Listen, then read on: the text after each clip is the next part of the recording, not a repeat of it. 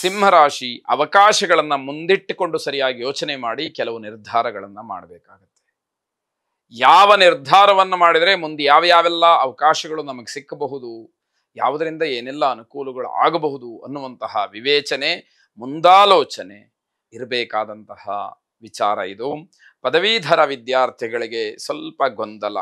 ಕಾರಣ, ನಾನು ಹೆಚ್ಚಿನ ವಿದ್ಯಾಭ್ಯಾಸ ಮಾಡಬೇಕಾ, ನೌಕರಿಗೆ ಹೋಗಬೇಕಾ, ಎರಡರ ಅಗತ್ಯತೆಯೂ ಇರುತ್ತೆ ನಿಮಗೆ. ಆದರೆ ನೀವು ಸ್ವಲ್ಪ ಹೆಚ್ಚಿನ ವಿದ್ಯಾಭ್ಯಾಸವನ್ನೇ ಮುಂದುವರಿಸ್ತಕ್ಕಂಥದ್ದು ಒಳ್ಳೆಯದು. ಕಾರಣ, ಭಗವದ್ ಅನುಗ್ರಹದಿಂದ, ಶಾರದಾ ಮಾತೆಯ ಅನುಗ್ರಹದಿಂದ ಪದವಿಯವರೆಗೆ ಅಧ್ಯಯನ ಮಾಡಿದಂಥವ್ರಿಗೆ ಇನ್ನೊಂದು 2-3 ವರ್ಷಗಳು ಅಧ್ಯಯನ ಮಾಡ್ತಕ್ಕಂಥದ್ದು ಕಷ್ಟ ಏನಲ್ಲ. ಆರ್ಥಿಕವಾಗಿ ಏನೋ ನಿಮಗೆ ಅಗತ್ಯತೆ ಇರಬಹುದು, ಅನಿವಾರ್ಯತೆ ಇರಬಹುದು. ಆದರೆ ಓದುವ ಕೈಯಲ್ಲಿ ಒಂದ್ಸರಿ ಓದಿ ಮುಗಿಸಿಬಿಟ್ರೆ ಆಮೇಲೆ ಜೀವನ ಪರ್ಯಂತ ನಿವೃತ್ತಿ ಆಗುವವರೆಗೂ ಕೂಡ ಕೆಲಸವನ್ನು ಮಾಡಲೇಬೇಕಾದಂಥದ್ದು ಇರುತ್ತೆ, ಅನಿವಾರ್ಯ. ಅದರಿಂದ ಓದಿನ ಬಗ್ಗೆ ಹೆಚ್ಚು ಗಮನವನ್ನು ಕೊಡಿ ಅಂತಕ್ಕಂಥದ್ದು. ವಿದೇಶ ಪ್ರಯಾಣ ಮಾಡಬೇಕು, ಹೆಚ್ಚಿನ ವಿದ್ಯಾಭ್ಯಾಸವನ್ನು ವಿದೇಶದಲ್ಲಿ ಮಾಡಬೇಕು ಅನ್ನುವಂತಹ ಆಸೆ ಹೊತ್ತಿರುವಂಥವರಿಗೆ ಅನುಕೂಲವಾಗುವಂಥದ್ದು. ನಿಮ್ಮದೇ ಸ್ಥಳದಲ್ಲಿ ಅಥವಾ ನಿಮ್ಮದೇ ಆದಂತಹ ಒಂದು ಖರ್ಚಿನಲ್ಲಿ ವಿದೇಶಕ್ಕೆ ಹೋಗ್ತಕ್ಕಂತಹ ಒಂದು ಯೋಗ್ಯತೆ, ಅವಕಾಶಗಳು ನಿಮಗೆ ಒದಗಿ ಬರುವಂಥದ್ದಾಗಲಿ. ಹಣದ ಕೊರತೆ ಆಗಬಹುದು, ಆದರೂ ಕೂಡ ಅದಕ್ಕೆ ಸರಿಯಾದಂತಹ ಒಂದು ವ್ಯವಸ್ಥೆ ಮಾಡೋದಕ್ಕೆ ಮಾರ್ಗದರ್ಶನ ಸಿಕ್ಕತ್ತೆ. ದುಡ್ಡಿಲ್ಲ ಅಂತ ಹೇಳಿ ಯೋಚನೆಗಳು ಬರಬಹುದು ಅಥವಾ ಹಾಗೆ ಕಾಣಿಸಬಹುದು.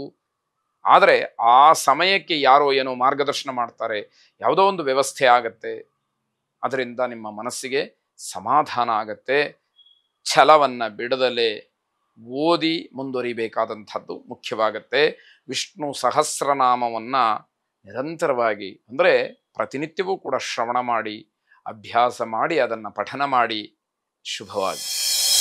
ಕನ್ಯಾ ರಾಶಿ, ಅದೃಷ್ಟ ಲಕ್ಷ್ಮಿ ನಿಮ್ಮ ಮನೆಯ ಬಾಗಿಲಿಗೆ ಬಂದಂತಹ ಅನುಭವ ನಿಮಗೆ ಈ ದಿವಸ ಆಗತ್ತೆ. ಅಂದರೆ ಅರ್ಥಾತ್ ನನಗೇನೋ ಒಳ್ಳೆಯದಾಗ್ತಾ ಇದೆ, ನನ್ನ ಕಷ್ಟ ದೂರವಾಗಬಹುದು, ದೂರವಾಗ್ತಾ ಇದೆ, ಇವೆಲ್ಲ ಮಾತುಗಳು, ಇವೆಲ್ಲ ಅನುಭವಗಳು ನಿಮಗೆ ಆಗುವಂಥದ್ದು. ಸಾಮಾಜಿಕವಾಗಿ ಜನ ನಿಮ್ಮನ್ನು ಗುರುತಿಸೋದಕ್ಕೆ ಸದವಕಾಶ. ಅಂದರೆ ನೀವು ಮಾಡ್ತಕ್ಕಂತಹ ಯಾವುದೋ ಒಂದು ಕೆಲಸದಿಂದ ಇಡೀ ಸಮಾಜ ನಿಮ್ಮ ಕಡೆ ತಿರುಗಿ ನೋಡುವ ಹಾಗಾಗಬಹುದು. ಯಾವುದನ್ನೂ ಕೂಡ ದುರುಪಯೋಗ ಮಾಡಿಕೊಳ್ಳದಲೇ ಒಳಿತಾಗಿ ಬದುಕ್ತಕ್ಕಂತಹ ಮನಸ್ಥಿತಿ ನಿಮ್ಮದಾಗಿರಲಿ. ಹಿಂದೆ ಏನೇ ಬೇಕಾದರೂ ಆಗಿರಲಿ, ಅದೆಲ್ಲವನ್ನ ಮರೆತು ದೂರ ಮಾಡಿ ಮುಂದೆ ಒಳ್ಳೆಯ ವ್ಯಕ್ತಿ ಆಗುವಂತಹ ಸಂಕಲ್ಪ ನಿಮ್ಮದಾಗಿರಲಿ. ಹಿಂದಕ್ಕೆ ತಪ್ಪು, ಮುಂದಕ್ಕೆ ಬುದ್ಧಿ ಅನ್ನುವಂತಹ ಏನು ತತ್ವ ಇದೆ, ಅದನ್ನು ಅನುಸರಿಸ್ತಕ್ಕಂತಹ ಮನಸ್ಥಿತಿ ನಿಮ್ಮದಾಗಿರಲಿ ಅಂತಕ್ಕಂಥದ್ದು. ಮನೆಯಲ್ಲಿ ಹಲವಾರು ವಿಚಾರಗಳಿಗೆ ಭಿನ್ನಾಭಿಪ್ರಾಯ ಇರುತ್ತಿದೆ, ಪ್ರತಿಯೊಂದು ಮನೆಯಲ್ಲೂ ಕೂಡ ಇರುವಂಥದ್ದೇ. ಆದರೆ ಅದನ್ನು ನಾವು ಬುದ್ಧಿವಂತಿಕೆಯಿಂದ ಆಯಾ ಕಾಲಘಟ್ಟಕ್ಕೆ, ಆಯಾ ಸಮಯಕ್ಕೆ ಅನುಗುಣವಾಗಿ ಎಲ್ಲವನ್ನ ಸರಿಪಡಿಸ್ತಾ ದಾಟಿ ಬರಬೇಕಾದಂಥದ್ದು ಮುಖ್ಯವಾಗುತ್ತೆ. ರಾಜಕೀಯಕ್ಕೆ ಬರುವಂತಹ ನಾಯಕರು ಮಾರ್ಗದರ್ಶನವನ್ನು ಪಡೆದು ಮುಂದುವರಿತಕ್ಕಂಥದ್ದು ಒಳ್ಳೆಯದು. ಕೆಲವರು ಏನಾಗುತ್ತೆ ಅಂತಂದರೆ, ರಾಜಕೀಯಕ್ಕೆ ಬರೋದಕ್ಕೆ ಮುಂಚೆನೇ ನಾಯಕರಾಗಿಬಿಟ್ಟಿರ್ತಾರೆ. ಅಂಥವರು ರಾಜಕೀಯವನ್ನು ಪ್ರವೇಶ ಮಾಡಿದಾಗ ಅವರಿಗೆ ವಿಶೇಷವಾದಂತಹ ಯಾವುದೋ ಸ್ಥಾನಮಾನಗಳು ಆರಂಭದ ದಿನದಲ್ಲೇ ಸಿಕ್ಕುವಂತಹ ಯೋಗಗಳು ಒದಗಿ ಬರುತ್ತೆ. ವಿದ್ಯಾರ್ಥಿಗಳಿಗೆ ತುಂಬ ಪ್ರೋತ್ಸಾಹ ಸಿಕ್ಕುವಂಥದ್ದು, ಹಣದ ಅನುಕೂಲವೂ ಕೂಡ ಆಗುತ್ತೆ. ನದೀ ತೀರದಲ್ಲಿ ಇರತಕ್ಕಂತಹ ದೇವಿಯನ್ನು ಮನಸಾರೆ ಪ್ರಾರ್ಥನೆ ಮಾಡಿ, ಆ ಜಗನ್ಮಾತೆಯ ಅನುಗ್ರಹ, ಆಶೀರ್ವಾದ ನಿಮಗೆ ರಕ್ಷಣೆಯನ್ನು ಕೊಡಲಿ. ಶುಭವಾಗಿ. ತುಲಾರಾಶಿ, ಯಾವುದೇ ವಿಷಯ ಇರಲಿ ಅಥವಾ ಕಠಿಣವಾದಂತಹ ಸಮಸ್ಯೆ ಇರಲಿ, ಅಲ್ಲಿ ವಿವಾದ ಜಗಳಗಳೇ ಅದಕ್ಕೆ ಪರಿಹಾರ ಅಲ್ಲ. ಅದನ್ನು ತಿಳಿದು ವರ್ತಿಸಬೇಕಾಗತ್ತೆ. ಮಾತೆತ್ತಿದ್ರೆ ಜಗಳ ಮಾಡ್ತಕ್ಕಂತಹದ್ದನ್ನು ಆದಷ್ಟು ಕಡಿಮೆ ಮಾಡಿ, ಮಾತಾಡಿದರೆ ಕೋಪಗೊಳ್ತಕ್ಕಂತಹದ್ದನ್ನು ಕಡಿಮೆ ಮಾಡಿ ಅನ್ನುವಂಥದ್ದು. ಶಾಂತವಾಗಿರ್ತಕ್ಕಂತಹ ನಿಮ್ಮ ಮನಸ್ಸು ಒಳ್ಳೆಯ ಮಾರ್ಗವನ್ನು ಅನುಸರಿಸಿದರೆ, ಶಾಂತವಾಗಿ ಒಳ್ಳೆಯ ಮಾರ್ಗವನ್ನು ಅನುಸರಿಸಿದರೆ ಅದು ನಿಮಗೂ ಕ್ಷೇಮ, ಅಕ್ಕಪಕ್ಕದವರಿಗೂ ಕೂಡ ಅದು ಕ್ಷೇಮವಾಗುತ್ತೆ. ಪ್ರೀತಿಸಿ ಮದುವೆಯಾದಂತಹ ದಂಪತಿಗಳು ಒಂದೇ ನಕ್ಷತ್ರ, ಒಂದೇ ರಾಶಿ ಆಗಿದ್ದರೆ ಹೆಚ್ಚು ಹೆಚ್ಚು ಕಿತ್ತಾಡ್ಕೊಳ್ತಕ್ಕಂತಹ ಪರಿಸ್ಥಿತಿ ಈ ದಿವಸ ಒದಗಿ ಬರುತ್ತೆ. ವೈವಾಹಿಕ ವಿಚಾರಕ್ಕೆ ಸಂಬಂಧಪಟ್ಟ ಹಾಗೆ ಒಂದಷ್ಟು ಸಮಸ್ಯೆಗಳು ಎದುರಾಗ್ತಕ್ಕಂಥದ್ದು, ಸಾಂಸಾರಿಕವಾಗಿ ಏನೋ ಬಗೆಹರಿಯುವುದಿಲ್ವೇನೋ ಅನ್ನುವಂತಹ ಸಮಸ್ಯೆಗಳು ಎದುರಾಗ್ತಾ ಹೋಗುತ್ತೆ. ಅದೆಲ್ಲವನ್ನು ಗಮನಿಸ್ಕೊಳ್ಬೇಕು. ಅದು ಯಾವುದೂ ಕೂಡ ಒಳ್ಳೆಯದಲ್ಲ ಅನ್ನುವಂಥದ್ದು.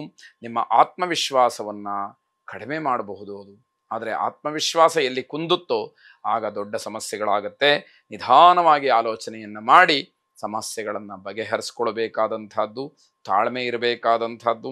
ಪ್ರೇಮಿಗಳ ಮಧ್ಯದಲ್ಲಿ ಬಿರುಕು ಬಿಡ್ತಕ್ಕಂತಹ ಸಾಧ್ಯತೆ, ಮಾತಿಗೆ ಮಾತು ಬೆಳೆಯುವಂಥದ್ದು, ಮನಸ್ತಾಪಗಳಾಗ್ತಕ್ಕಂಥದ್ದು, ಜಗಳವಾಗ್ತಕ್ಕಂಥದ್ದು, ಪರಸ್ಪರವಾಗಿ ಒಬ್ಬರನ್ನೊಬ್ಬರು ಅರ್ಥ ಮಾಡ್ಕೊಳ್ಳದೇ ಇರತಕ್ಕಂಥದ್ದು, ಹೀಗೆಲ್ಲ ಘಟನೆಗಳು ಗ್ರಹಚಾರದಿಂದ ನಡೆದು ಹೋಗುತ್ತೆ. ಕೊನೆಗೆ ಕಾನೂನಿನ ಮೊರೆ ಹೋಗ್ತೀರಿ, ಅಲ್ಲೂ ಕೂಡ ಸಮಾಧಾನ ಸಿಕ್ಕದೇ ಇರುವಂಥದ್ದು, ಮಾನಸಿಕವಾದಂತಹ ಉದ್ವೇಗ ಹೆಚ್ಚಾಗುವಂಥದ್ದು.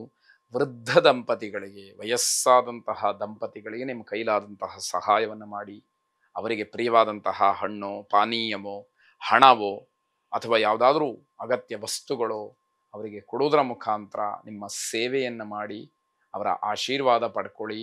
ಶುಭವಾಗಿ. ವೃಶ್ಚಿಕ ರಾಶಿ, ನೀವು ಸಂಕಲ್ಪ ಮಾಡಿದಂತಹ ಕೆಲವು ಕೆಲಸಗಳಿಗೆ ಅಗತ್ಯ ಇರತಕ್ಕಂಥದ್ದು, ಅದಕ್ಕೆ ಸಂಬಂಧಪಟ್ಟಂತಹ ವ್ಯಕ್ತಿಗಳು ಭರವಸೆಯನ್ನು ನೀಡ್ತಾರೆ. ಆ ಭರವಸೆ ಕೇವಲ ಭರವಸೆಯಾಗಿಯೇ ಉಳಿದ್ರೆ ನಿಮಗೆ ಯಾವ ಪ್ರಯೋಜನವೂ ಇಲ್ಲ. ಅದರ ಬೆನ್ನತ್ತಿ ಅದರಿಂದ ಆಗ್ತಕ್ಕಂತಹ ಕೆಲಸಗಳನ್ನು, ಉಪಯೋಗವನ್ನು ನೀವು ಮಾಡಿಸ್ಕೊಳ್ಬೇಕಾಗತ್ತೆ. ಸರ್ಕಾರಿ ಕೆಲಸದಲ್ಲಿರ್ತಕ್ಕಂಥವ್ರಿಗೆ ವೃತ್ತಿಯಲ್ಲಿ ಏನೋ ಅಡಚಣೆಯಾಗುತ್ತೆ, ಆರೋಗ್ಯದ ಬಗ್ಗೆ ವ್ಯತ್ಯಾಸಗಳಾಗತ್ತೆ, ವ್ಯಾವಹಾರಿಕವಾಗಿ ಉದ್ಯೋಗದ ದೃಷ್ಟಿಯಿಂದ ನಷ್ಟವನ್ನು ಅನುಭವಿಸ್ಬೇಕಾಗತ್ತೆ.